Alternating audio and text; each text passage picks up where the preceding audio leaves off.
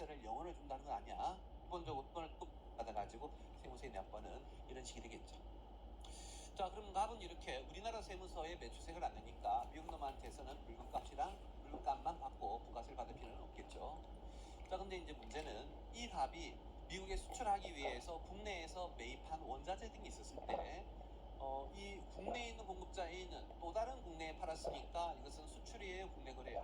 국내 거래인 것이고, 국내 거래라면 이 매출액이 10%여가지고 A는 100원에 10%인 10원을 낼 것이고, 매입자인 갑에게 100원 플러스 10원 받겠죠.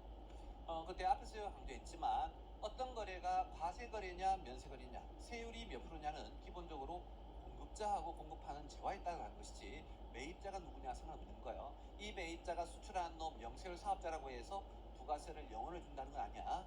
요게 0이란 뜻이지 요게 0이란 뜻은 아닌 거예요. 이 개념은 이미 여러 번 얘기했었죠. 공급자와 공급한 재화가 핵심이지 매입자가 핵심이 아니야. 이거 이해되시죠? 그래서 매입자가 영세율 사업자라고 해서 이거래 영세율 거래 아니다.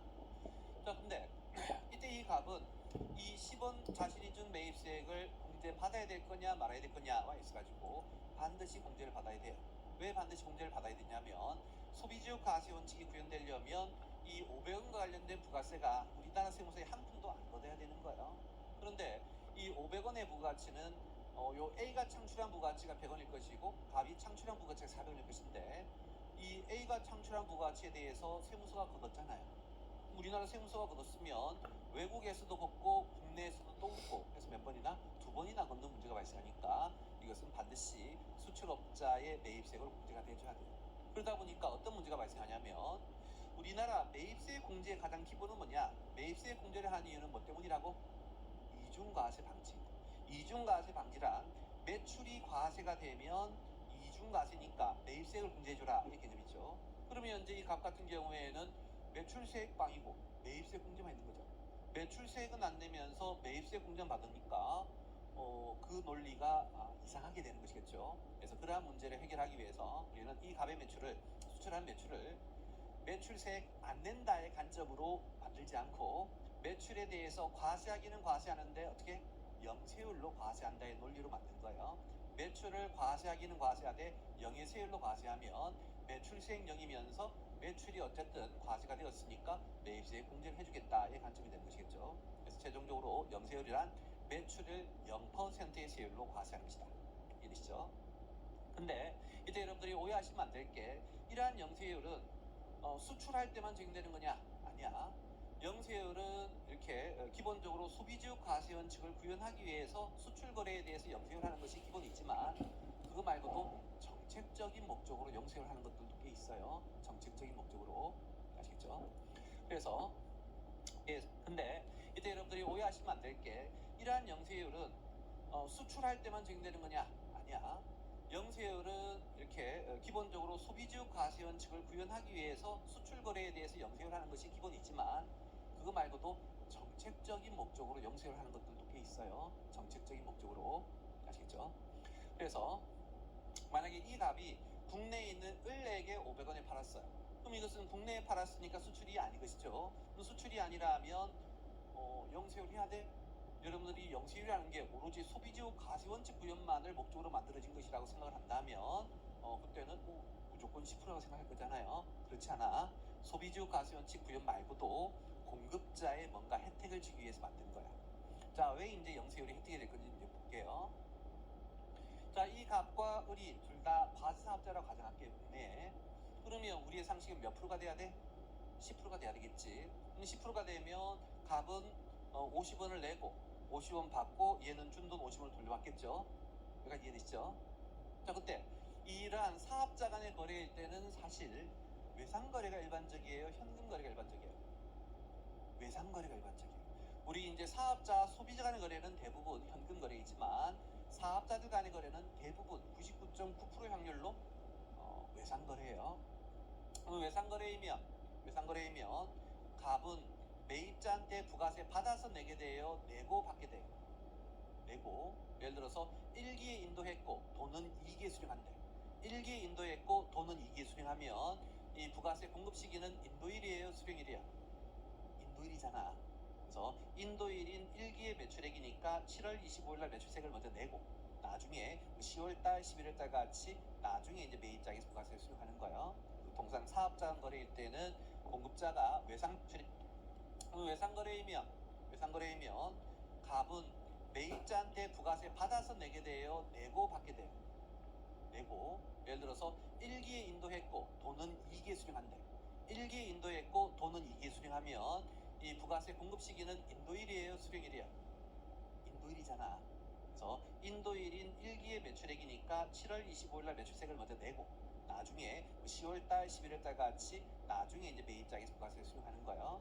동상 사업자간 거래일 때는 공급자가 외상 매출해가지고 먼저 내고 나중에 받게 되는 것이다.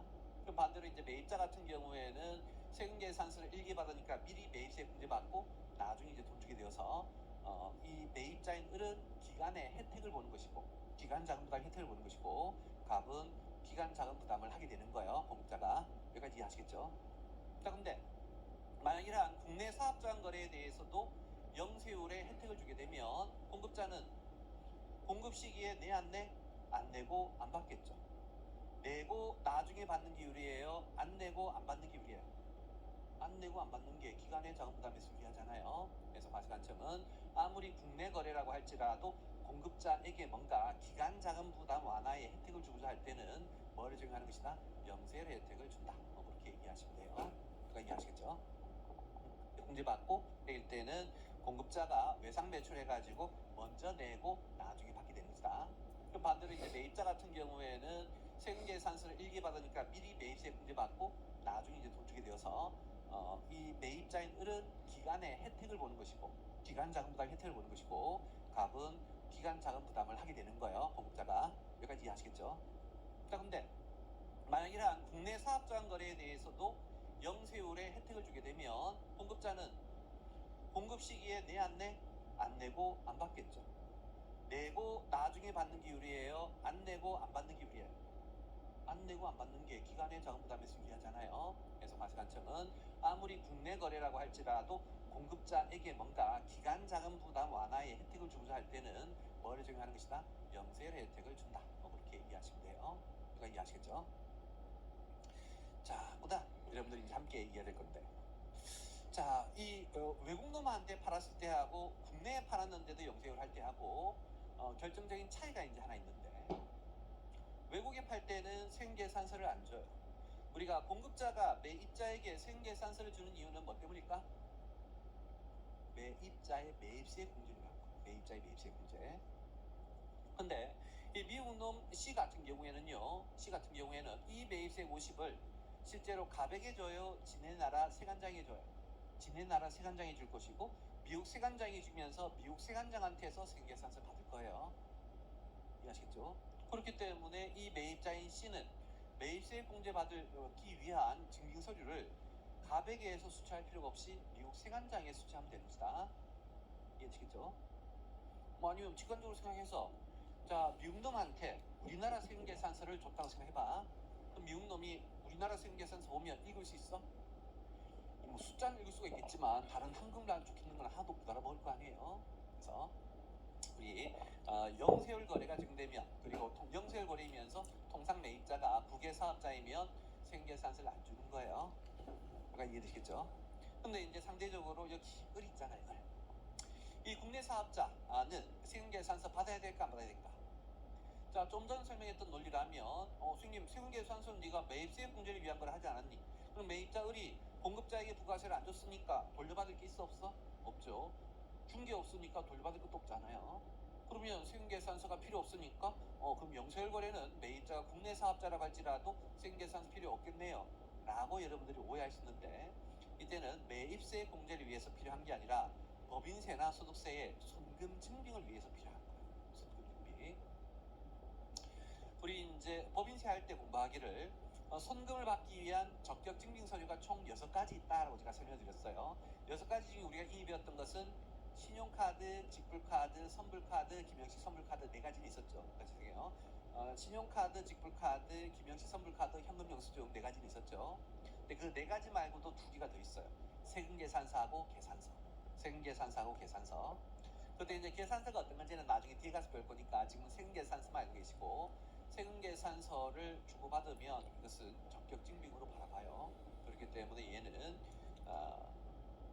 부가세 주지는 않았지만 매입세 공제받을 건 없지만 세금계산서를 수령함으로써 손금의 증빙을 받을 수가 있는 것이다.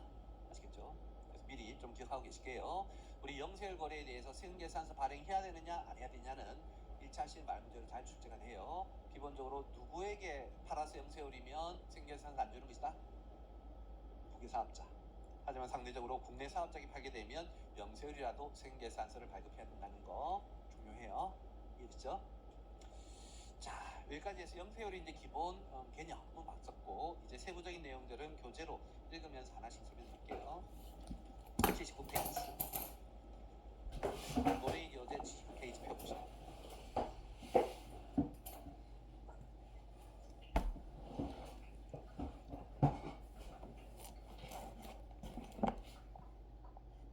첫 번째, 영세율 적용 대상자에서요. 첫 번째, 영세율 적용 대상자는 우선 과사업자였다.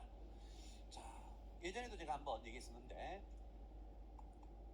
우리가 재화의 공급, 용료의 공급이 있었다. 그러면 기본적으로 이것은 1단계가 과세냐 면세냐로 나눠지는 것이고 2단계가 다시 과세라고 한다면 10% 과세냐 영세율 과세냐 이런 얘기했던 거 기억하시죠? 마치 법인세 할 때 우리가 순자산의 감소이면 1단계가 손금이냐 사회주시냐를 구분하고 손금 중에 다시 단기 손금, 미래 손금 나왔던 것처럼 이렇게 사회 유출이면 단기도 아니고 미래도 아니고 감소이면 1단계가 손금이냐 사회주시냐를 구분하고 10% 과세냐 영세율 과세냐 이런 얘기했던 거 기억하시죠? 마치 법인세 할 때 우리가 순자산의 감소이면 1단계가 손금이냐 사회주시냐를 구분하고 손금 중에 다시 단기 손금, 미래 손금 나왔던 것처럼 이렇게 사회 유출이면 단기도 아니고 미래도 아니고 영원히 손금이 아니었던 것처럼 면세 거래인 경우에는요, 면세 과세를 하지 않는다는 거예요. 과세를 하지 않으면 10%일 필요도 없고 영세율일 필요도 없고 아무런 세율이 없는 것이다. 아시겠죠? 그런 결과적으로 영세율이란 것은 누차 강조하지만 영예세율로 과세한다는 거예요. 영세율이란 영예세율로 과세한다는 거예요. 매출세액이 0이다가 영세율이 아니야. 매출을 0%로 과세한다는 거예요. 그렇기 때문에 어떤 거래가 면세 거래라면 영세율이 적용될 여지가 없는 것이다. 따라서 과세 거래가 되는 놈만 영세율이 될 것이고 따라서 과세 사업자의 공급만 영세율이지 면세 사업자의 공급은 영세율일 수 없는 거예요. 그럼 이해는지 한번 물어보죠. 나는 쌀 판매하는 놈이야. 쌀 국내에 팔면 10%예요, 면세요? 면세. 자, 쌀 미국에 팔면 영세율이에요, 면세요? 쌀 미국에 수출하면 영세율이에요, 면세요? 갑자기 왜 국내에 팔 때하고 목소리가 이렇게 달라? 면세라니까, 면세. 쌀은 면세제하잖아요. 없나? 어떻게? 일주일만 해서 그런가? 저번에 해도 얘기했었죠. 항상 면세 우선의 법칙이 있다고. 면세제화를 팔면 항상 면세거래예요. 면세제화를 팔면 과사업자가 팔든 면사업자 팔든 면세제화 팔면 항상 면세거래. 쌀은 면세제화잖아요. 쌀 미국에 수출하면 면세다 면세. 영세율이 아니라는 거. 고기의 표현인 것이다. 이해되시겠죠? 그래서 두 번째 보시면 따라서 면세사업자는 면세를 포기하지 않는 한 영세를 증발할 수 없다. 그래서 예외적으로 면세사업자임에도 영세를 될 수 있는 경우가 있어요. 좀 이따가 이제 2교시 공부할 거니까 기본적으로 영세를 받을 수 없다는 걸 알고 계시고 그래서 딱 포기하지 않고 고기의 표현인 것이다. 이해되시겠죠? 그래서 두 번째 보시면 따라서 면세사업자는 면세를 포기하지 않는 한 영세를 증발할 수가 없다. 그래서 예외적으로 면세사업자임에도 영세를 될 수 있는 경우가 있어요. 그건 좀 이따가 이제 2교시 공부할 거니까 기본적으로 영세를 받을 수 없다는 걸 알고 계시고 그래서 쌀 팔면 항상 국내에 팔든 미국에 팔든 면세다. 그리고 간이가세자도 과사업자에 해당하므로 영세를 받을 수가 있다. 그래서 뭐 오해하시면 되냐면 여러분들 간이가세자 있죠. 간이가세자는 과사업자의 면사업자예요. 과사업자요. 우리 과사업자 안에 일반 과사업자가 있고 간이가세 사업자가 있었잖아요. 그래서 간이가세자는 과사업자이기 때문에 간이가 미쳐가지고 수출하면 영세율 된다라고 하는 거예요. 아시겠죠? 간이 영세하다고 무시하면 안 되는 것이다. 수출하면 영세율 넘겨서. 한편 영세율은 원칙적으로 거주자 내역법인에 대해서만 적용되고 사업자가 비거주자나 외국법인이면 상호 면세주의에 따른다. 자, 이게 이제 뭔 말인지 설명해 볼게요. 자, 우리나라 삼성전자가요 서울에 본점을 두고 있는데, 그래서 우리나라에 있는 이 삼성전자가 한국에서 물건 만들어 가지고 미국에 수출했대. 당연히 영세율인 거예요. 왜? 외국법인이니까. 근데 문제는 이 삼성전자가 일본에 지점이 있대. 그때 일본 지점에서 만든 물건을 일본 지점에서 미국으로 수출했어요. 그러면 그 놈이 영세율 될 거냐 안 될 거냐는 일본 세법에 따른 것이겠죠. 그때 그 일본 놈, 쪽팔리 놈들이 지네 나라 법인이 아니란 이유로 일본에서 미국으로 수출했을 때 영세율 혜택을 안 주더래. 그러면 우리나라도 기분 나쁘잖아요. 소니 있잖아, 소니. 만약 소니가 한국에 지점이 있는데 한국 소니 지점에서 미국으로 팔면 우리나라도 영세를 안 해주는 거예요. 근데 반대로 삼성전자의 일본 지점이 미국에 팔았을 때 영세를 해주면 우리나라도 소니 외국법인이지만 한국에서 미국 파는 거 똑같이 영세를 해줄게. 이게 바로 상호 면세주의예요. 이에는 이, 눈에는 눈, 그런 컨셉인 것이다. 그래서 옆에 다시 읽어보면, 즉 해당 국가에서 대한민국의 거주자 내국법인에 대하여 동일하게 면세하는 경우에만 영세를 적용한다 해서, 이때 이 면세라는 표현은 면제라는 표현이에요. 요거 예전에 이제 시작할 때 한번 했었죠. 우리 영세율 면세의 면세라는 단어도 있고 면제를 면세라고 표현하기도 한다 했지. 이때 이 면세는 영세율 면세할 때 그 면세가 아니라 면제 효과할 때 그 면세라고 이해하시면 되겠다. 그래서 외국에서 영세율을 적용해서 부가세를 면제해주면 우리나라에서도 영세율을 적용한다라는 표현인 것이다. 말 문제 참고하세요. 자, 이제는 이제 그 밑에 큰 이반 영세율의 적용 대상 거래 면제. 이때 면세는 영세율 면세할 때 그 면세가 아니라 면제 효과할 때 그 면세라고 이해하시면 되겠다. 그래서 외국에서 영세율을 적용해서 부가세를 면제해주면 우리나라에서도 영세율을 적용한다라는 표현인 것이다. 말 문제 참고하세요. 자, 이제는 이제 그 밑에 큰 이반 영세율의 적용 대상 거래, 이것들을 여러분들이 이제 확실히 좀 외우셔야 되겠고, 영세율 적용 대상 거래는 크게 세 가지예요. 첫 번째가 이제 재화의 수출 1번, 그다음 이제 두 번째가 용역의 수출, 그게 여러분 교재 2, 3번이에요. 2, 3번. 여기 용역의 수출이라고 이해하시면 되겠다. 1번이 재화의 수출, 2번이 용역의 수출. 그다음 이제 3번이 거기에 있는 4번, 5번 묶어서 국내 거래. 4번, 5번 묶어서 국내 거래. 아까도 얘기했지만 우리는 영세율은 꼭 외국에 수출하는 것만 영세율 아니야. 주된 거래, 주된 영세율들은 그것들이지만 국내에 팔더라도 영세율인 것들이 4번, 5번에서 있다. 이것은 왜 있느냐? 정책적인 지원의 목적인 것이다. 자, 그럼 이제 첫 번째가 이제 재화의 수출부터 볼 건데요. 빵걸리 1번에 본래의 수출에서 우리가 알고 있는 상식적인 수출이에요. 동그라미 1번에 내국 물품을 외국으로 반출하는 것. 우리가 앞에서 배웠던 재화의 수입이 외국의 물품을 한국으로 가지고 오는 것이었다면, 반대로 수출은 한국의 물품을 외국으로 내보내는 거예요. 상식. 이때 다시 그 옆에 여기서 내온 물품에는 대한민국 선박에 의해 채집되거나 포함된 수산물을 포함한다.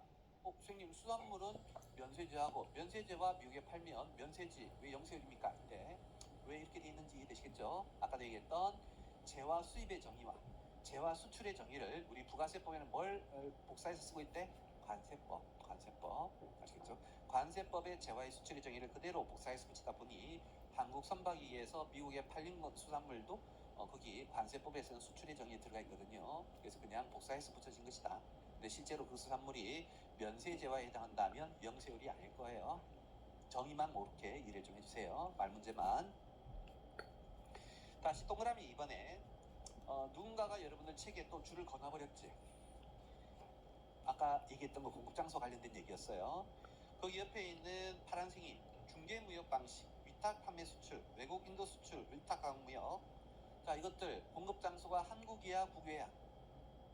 공급장소 전부 다 국외였어요. 공급장소가 국외면 과세권 없음이 돼야 돼? 영세율이 돼야 돼? 과세권 없음이 돼야 되지. 영세율이 되면 안 되는 거예요. 그럼에도 여기 영세율이 있는 이유는 뭐 때문이라고? 이것들이 국내 사업장에서의 매입사, 국내 사업장이 있고 국내 사업장의 매입세액을 공제해주기 위해서 우리는 과세권 없음이 아니라 뭘로 보도록 하고 있다고? 영세율로 보도록 하고 있다고. 이해되시죠?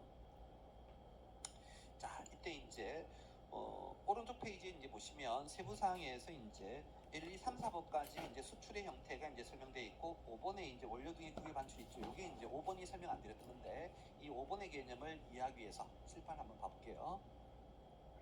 여러분 서브노트에 보시면 48쪽에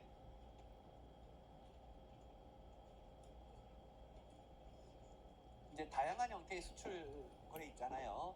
그 중에 이제 보시면 48쪽에 5번에 이제 원료 등의 구입 반출 있죠. 이게 이제 5번이 설명 안 드렸는데 이 5번의 개념을 이해하기 위해서 칠판 한번 봐볼게요.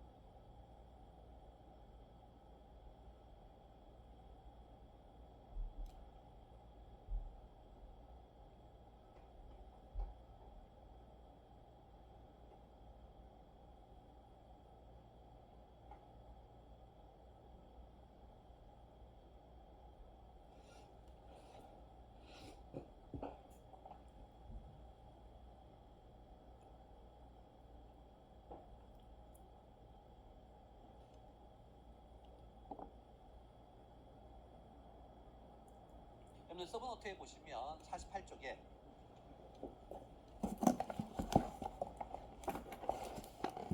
이제 다양한 형태의 수출 거래 있잖아요. 그 중에 이제 뭐 보시냐면 제일 밑에 있는 원료의 반출 거래 보세요. 위타각 무용지라고 이제 이름 붙었지만 이거 일단 원료의 반출 파트를 봐줘요. 아시겠죠? 자, 우리 이제 앞에서 배웠던 위타각 무역은 이런 거 있잖아요. 자, 을이란 놈이 미국에 수출하도록 계약을 맺었어요. 그리고 이제 이 을은 그 실제로 그 수출하는 제품을 직접 제가 자기가 만든데 예를 들어가지고 이제 옷 같은 거 미국에 판다가지고 해볼게요. 우리 업인데 그때 이제 그 옷을 한국에서 다 만들면 인건비가 비싸잖아요. 그래서 최근 돼요. 위타각 무용지라고 이제 이름 붙였지만 이거 일단 원료의 반출 파트를 봐줘요. 아시겠죠? 자, 우리 이제 앞에서 배웠던 위타각 무역은 이런 거 있잖아요. 자, 을이란 놈이 미국에 수출하도록 계약을 맺었어요.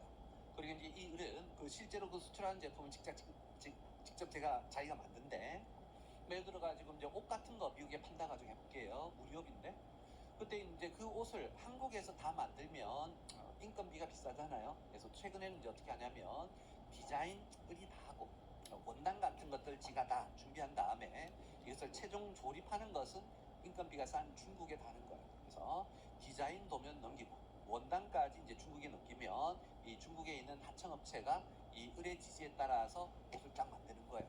그런 다음에 이제 중국 놈이 이제 미국에다가 이제 이렇게 내보낸 것이다. 이런 것은 우리는 위탁각 무역이라고 이미 배웠었죠. 자, 그때 이제 이 거래에서 을은 B하고의 관계에서 매출자예요, 매입자예요? 매출자. 그래서 이제 을이 미국 놈 B에게 판매하는 거예요. 자, 그것은 당연히 이제 외국에다 갖다 파는 거니까 영세율 거래 맞겠고 세금계산서는 줄까 안 줄까? 주면 안 되겠죠. 아까 우리 좀 전에 배우기를 영세율 거래인데 거래 상대방이 국외 사업자이면 세금계산 발급한다고 안 한다고? 안 한다고 배웠던 기억하시죠? 그거 되시겠어요? 자, 여기까지 우리 앞에 다 배웠던 개념이고 이제는 원료의 반출 제일 마지막에 있는 그 그림 할 거예요. 자, 좀 전까지는 3자 거래였어요. 을, A, B 3자 거래였지. 이제는 이제 4자 거래가 되는 거예요. 4자 거래. 내놈. 어떻게 내놈이냐면 자, 이 을이 미국 놈에게 이제 옷 팔기로 수출 계약을 했는데 이 을이 너무 이제 그 주문을 많이 받다 보니 자기 혼자 다 만들 수가 없는 거예요. 그래서 이제 어떻게 하냐면 야, 내가 이 옷을 미국에 납품해야 되고 디자인은 내가 잘 가지고 있는데 이 디자인에 따라 원단도 조달하고 뭐 중국 업체랑 가공 계약 맺고 좀 귀찮다. 그래서 디자인 줄 테니까 요 디자인에 따라서 네가 옷을 만들어 가지고 미국에 좀 납품을 해줘라고 하는 거예요. 이해되시겠죠? 자, 그래서 이제 을이 국내에 있는 갑하고 계약을 맺어요. 자, 그때 이런 오일 하시면 될 거. 미국 놈에게 팔기로 한 계약은 누가 한 거예요? 을이 한 거야, 갑이 한 거야? 을. 근데 을이 지 혼자 다 만들기 힘드니까 어떻게 한다고? 갑에게 다시 시킨다고. 아시죠? 마치 우리 이제 군대에 있으면 소대장이 거기 이제 군대에 있는 군대장, 병장이죠. 병장에게 일 시키면 병장이 다 해요? 아니지. 병장은 다시 그 밑에 있는 상병이 시키고 상병이 시키면 다시 이등병 시키고 이렇게 내려가잖아요. 그와 마찬가지로 을이 최종적으로 B에게 수출하기로 계약을 했지만 을이 지가 다 하지 않는다는 거예요. 그래서 물건 제조의 상당 부분을 누구한테 맡긴다? 갑에게 맡기는 거예요. 이해되시죠? 자, 그러면 이 을은 B하고의 관계에서는 누가 매출자인 것이다? 을 B에서는 누가 매출자? 을이지만 갑을 관계에서는 누가 매출자? 갑을 관계에 누가 매출자? 아니, 을이 갑한테 시킨다는 거예요. 시킨다는 건 갑이 을을 위해서 일을 한다는 것이면 갑이 매출자, 을이 매입자겠지. 어려워? 아니, 누군가가 내가 일 시키면 공짜로 시켜요? 돈 주고 시켜요? 돈 주고. 돈 주는 놈이 매입자, 돈 받는 놈이 매출자잖아요. 그래서 갑이 참 을이 갑에게 도면을 주면서 야, 이렇게 디자인으로 옷을 만들어 봐 라고 이제 지시를 하는 거예요. 그러면 이제 갑은 을의 지시에 따라서 알았다, 내가 그거 만들어 볼게 라고 해서 갑이 을에게 공급하기로 계약을 맺는 것이다. 원래는 1순위는 을이 B에게 팔기로 계약을 맺었는데 지 혼자 다 못 만드니까 어떻게 만든다고? 갑한테 다시 이제 그 제조 과정 중 일부를 이제 토스한다는 거예요. 그러면 이제 갑은 을을 위해서 일을 하는 갑이 공급자, 을이 매입자가 되는 거예요. 그러니까 이해되시겠죠? 그래서 을이 이제 갑에게 이야기를 야, 중국에 하청업체 있으니까 내가 옛날에 줬던 디자인이 있고 이 디자인을 중국 하청업체 얘가 잘 만드니까 야 너가 원단 조달해가지고 중국에 이 업체하고 계약 맺고 납품해봐 이렇게 지시를 내리는 거예요. 그러니까 이해되시겠죠? 그런 다음에 이제 그러면 갑은 알았다 네가 시키는 대로 할게. 그래서 네가 기존 거래하던 A하고 나도 계약을 맺고 그래서 A한테 원단 넘겨준 다음에 얘한테 물건 만들어서 미국에 이렇게 팔라고 지시를 내리는 거예요. 그러니까 되시겠죠? 그래서 아까 거래하고 똑같은 거예요. 아까 좀 전에 했던 거래와 똑같은데 이제는 갑을 혼자 다 파는 게 아니라 을이 다시 일부의 거래를 갑에게 지시를 하는 것이다. 이해가 되시겠어요? 자, 그럼 을은 여전히 아까처럼 B에게 판매하는 건데 이제 갑은 누구한테 파는 거예요? 을한테 파는 거예요? B한테 파는 거예요? 그렇죠. 을한테 파는 거예요. 갑이 을에게 팔기로 계약을 해줄 거야. 아시겠죠? 다만 갑이 을에게 파는데 갑은 물건 만든 다음에 을에게 납품해요. 을이 지시하는 B한테 납품해요. 을이 지시하는 B한테 납품하는 것들인 것이다. 아시겠죠? 을이 지시하는 B한테 납품했다고 해서 갑이 B한테 판 건 아니야. 알겠죠? 을한테 파는 건데 을이 저기다 납품해줘라고 한 거잖아요. 이해되시죠? 부가세는 이런 게 많아요. 부가세는 그래서 여러분들 상식적으로 알 거. 여러분들은 이제 워낙 이제 단순한 거래만 봐왔기 때문에요. 내가 매입자다? 그럼 나한테 들어와야 나한테 인도돼야 매입이다라고 생각하시면 돼. 여러분들 심플하게 인터넷에서 물건 살 때 있죠. 만약에 내가 친구한테 선물해주고 싶어. 그럼 나는 10만 원짜리 신발을 사서 그 납품하는 장소를 우리 집으로 해요? 친구 집으로 해요? 친구 집으로 하죠. 그럼 매입자는 내가 결제했으니까 나잖아. 하지만 납품 장소는 우리 집이야? 친구 집이야? 친구 집과 같이 항상 매입자는 나이지만 납품하는 장소는 우리 집이 아닐 수 있는 거예요. 아시겠죠? 그래서 여기도 마찬가지인 것이다. 이 갑과 을의 계약에 있어서 매입자는 누구다? 을이지만 을이 존재하는 한국에 납품하는 것이 아니라 다른 곳에 을이 지시하는 다른 곳에 납품할 수 있는 거예요. 항상 부가세 이거 생각 잘 해주셔야 돼.